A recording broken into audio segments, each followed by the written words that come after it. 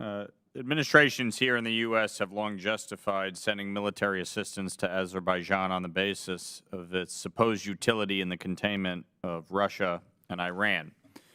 Yet Azerbaijan has extensive energy ties with both. Sanctioned Russian and Iranian companies own significant shares in Azerbaijan's gas fields, exporting energy to Europe, and Azerbaijan has recently signed lucrative energy deals with both countries. Yes or no, is the administration aware of Azerbaijan's energy ties with Russia and Iran? Yes. Do you believe this behavior is consistent with our regional interests? No, and we try to encourage diversification of Azerbaijan's ties for that reason. So I recently introduced a sanctions bill on Iranian petroleum, which passed through the House, the SHIP Act. And the reason being that obviously the United States has sanctions on Iranian petroleum, but frankly the administration was not enforcing secondary sanctions on the purchasers. You look at China, they are the largest purchaser of Iranian petroleum. Iranian petroleum sales are up 59% since this administration took office. So when you look at what is happening around the globe and the relationship between China, Russia, Iran, and what they are doing to undermine the United States and our allies and our interests around the globe, why would we not try to hold Azerbaijan accountable for the arrangements that they have with both Russia and Iran when it comes to energy? Well, at the risk of separating two subjects you just merged, I think if our concerns with Iran, we should take focus on Iran. And I had some involvement. I mean, we sanctioned a number of Iranian companies that were involved in military support to Russia and a number of companies involved in the Iranian trade. The oil trade, the difficulty we were encountering with both Russia and Iran was the growth of this ghost fleet and, say, ghost services industries.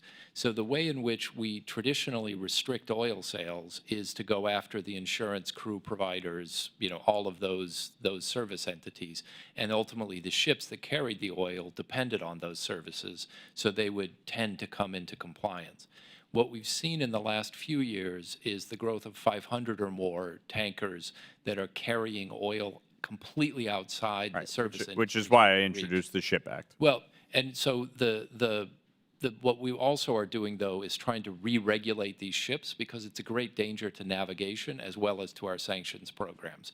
So we've issued the first steps along that way. I think you saw some initial sanctions come out in the last package, as well as an advisory that's increasing the due diligence requirements of those who would sell the ships or buy them back and otherwise service them. And we're now engaged with the ports to which these ships go to recognize the dangers and increase their regulation of them as well. So there are a couple different ways of slicing the cake here, but we're trying to get at the same problem with the tools that we have available to us.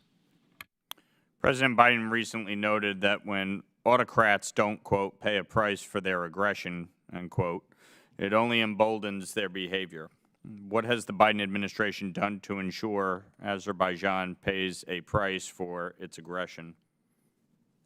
So as I mentioned, we've made clear to them that there's no business as usual. We've suspended high-level contacts and on a variety of topics, and we have not and don't anticipate submitting a waiver on 907. The real question is, so is that enough?